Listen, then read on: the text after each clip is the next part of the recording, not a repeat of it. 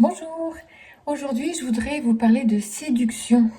Est-ce que cette chose qui est tellement à l'œuvre au début d'une relation, est-ce que nous en avons besoin au fil de l'eau? Est-ce que la séduction c'est quelque chose de bon pour la relation? Est-ce que ça nous permet d'éprouver quelque chose de particulier? Ou alors est-ce qu'une fois que c'est fait, on peut s'en passer? Alors pour ça je voudrais vous lire un extrait de mon livre La joie des amants.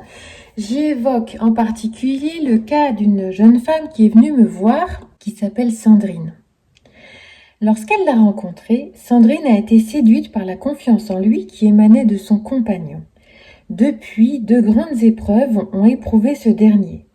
Délaissant la salle de sport, il s'est rempli de nourriture pour ne pas sentir le vide ni le chagrin.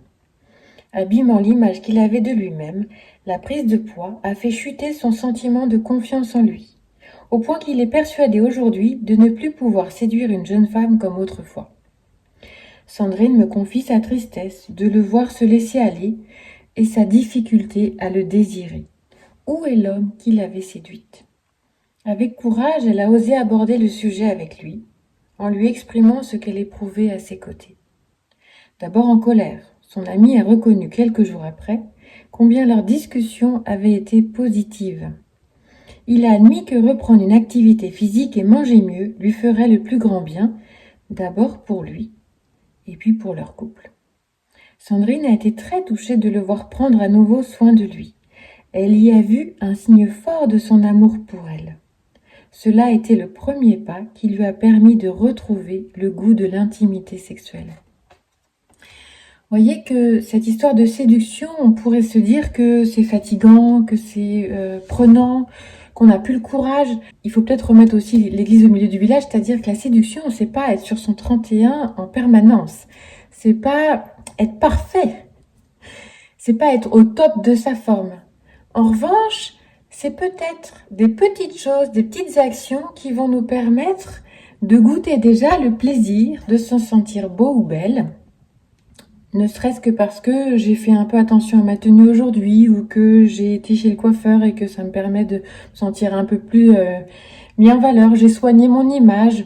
Mais surtout, avant ça, peut-être, avant notre image, c'est surtout le fait de se sentir beau ou belle. Ça va agir déjà pour moi. C'est une manière de m'honorer. Et notamment, ça peut passer par le sport, par exemple, parce que je vais sentir combien je suis en forme, combien c'est agréable d'être dans mon corps. Et puis, ça va jouer bien sûr sur la relation puisque si je me sens beau ou belle, eh bien, ça va jouer sur le plaisir que je vais être avec l'autre, ça va jouer sur mon désir potentiellement et effectivement, certainement sur le désir que mon conjoint va éprouver à mon égard. Donc la séduction, c'est une assez bonne chose et ça vaut le coup de l'entretenir, de la travailler au sein de notre couple.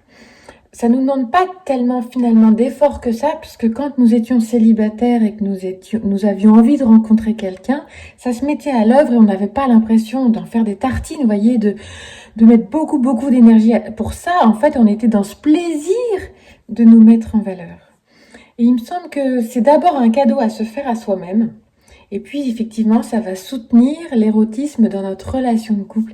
Et ça, sentir l'érotisme entre nous, c'est vraiment quelque chose de très plaisant. Donc, je vous y encourage.